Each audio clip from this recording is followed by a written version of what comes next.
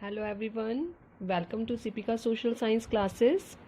So students, in this lecture we are going to study about a new topic that is about agro based industries. Students, हमने previous वाले lecture में read out किया था classification of industries, means we have divided the industries into 5 categories. तो जिसकी सबसे पहली category क्या थी हमारी, on the basis of raw material, कि रॉ मटेरियल के बेसिस पर हमने इंडस्ट्रीज को कितने पार्ट्स में डिवाइड किया था. We have divided into 2 parts, agro based industries and mineral based industries.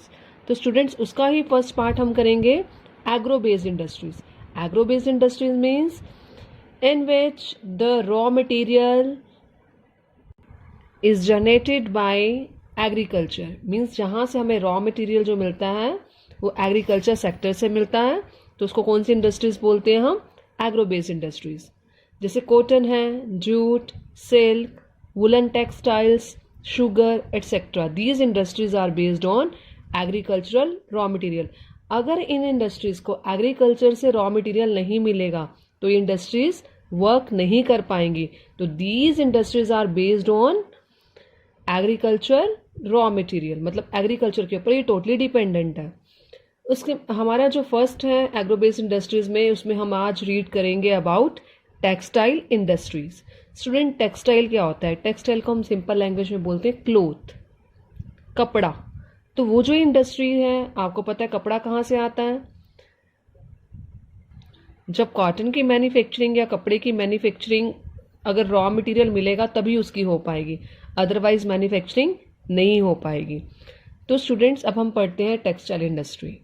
Textile industry जो है बहुत ही मोस्ट इम्पॉर्टेंट इंडस्ट्री है हमारी इंडिया की, जिसका कंट्रीब्यूशन है इंडस्ट्रियल प्रोडक्शन में. मतलब जितना भी इंडस्ट्रीज प्रोड्यूस करती हैं डिफरेंट टाइप की, उसमें 14% शेयर किसका है, टेक्सटाइल इंडस्ट्री का.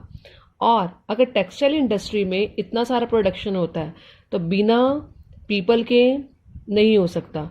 तो ये अगर टेक्सटाइल इंडस्ट्री डेवलप हुई है तो वो बहुत सारे लोगों को क्या प्रोवाइड कराएगी, एम्प्लॉयमेंट. तो 35 मिलियन पर्सन्स जो हैं वो, उनको एम्प्लॉयमेंट कहाँ से मिलती है, टेक्सटाइल इंडस्ट्री से. और हम अपनी इंडस्ट्री में जो भी प्रोडक्शन होता है उसको हम एक्सपोर्ट भी करते हैं. अगर हम उस कपड़े को एक्सपोर्ट कर रहे हैं तो उससे हमें क्या होगी, फॉरेन एक्सचेंज अर्निंग होगी, that is 24.6%, which is very much higher. तो मतलब इस चीज़ में हमें अपनी कंट्री पर प्राउड होना चाहिए कि 24.6% जो है वो फॉरेन एक्सचेंज अर्निंग कौन सी इंडस्ट्री करती है, टेक्सटाइल इंडस्ट्री, जिसका कंट्रीब्यूशन है जीडीपी में 4%. जीडीपी मतलब हमारा ग्रोस डोमेस्टिक प्रोडक्ट, उसमें कितना कंट्रीब्यूशन है, 4%. अब जो हमारी टेक्सटाइल इंडस्ट्री है उसको हम बोलते हैं सेल्फ रिलायंट इंडस्ट्री, या सेल्फ सफिशिएंट बोल सकते हैं, या इंडिपेंडेंट इंडस्ट्री है कि जिसका पूरा का पूरा प्रोडक्शन प्रोसेस हमारे इंडिया में इजीली हो जाता है. मींस जो कंप्लीट वैल्यू चैन का मैंने मीनिंग बताया था आपको, जिसको बोलते हैं रॉ मटेरियल से लेकर वैल्यू एडेड प्रोडक्ट्स तक बनाना.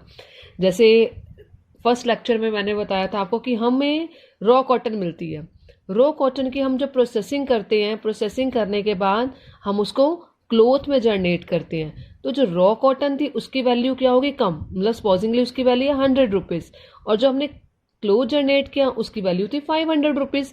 तो इसमें क्या हुआ, रॉ मटेरियल में अगर वैल्यू एडिशन हो जाती है, एक नया प्रोडक्ट बनता है प्रोसेसिंग के बाद, तो वो सारा का सारा प्रोसेस कहाँ पर होता है, टेक्सटाइल इंडस्ट्रीज में.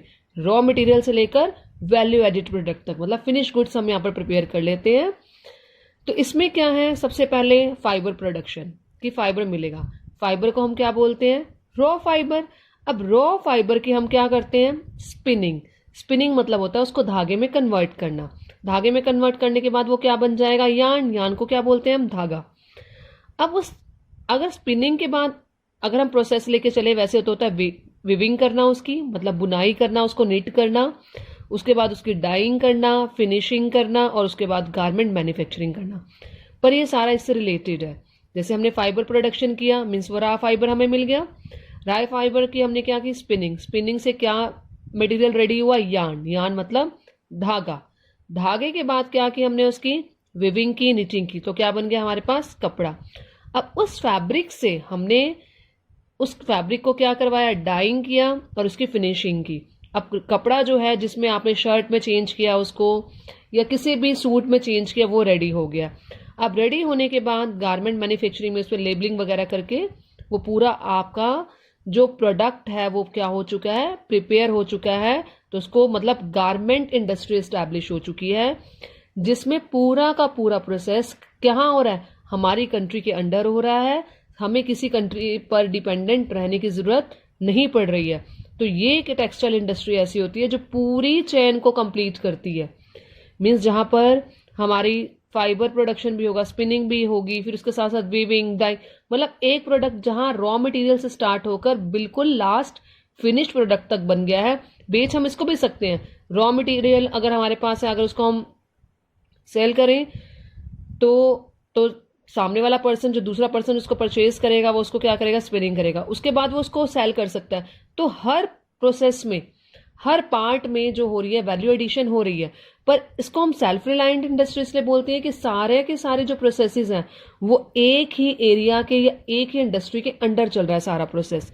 तो इसलिए हम अपनी टेक्सटाइल इंडस्ट्रीज को क्या बोलते हैं, सेल्फ रिलायंट इंडस्ट्री। तो स्टूडेंट्स ये था आपका एग्रो बेस्ड इंडस्ट्रीज में सबसे पहले इंडस्ट्री हमने कौन सी कवर किया है, टेक्सटाइल इंडस्ट्री।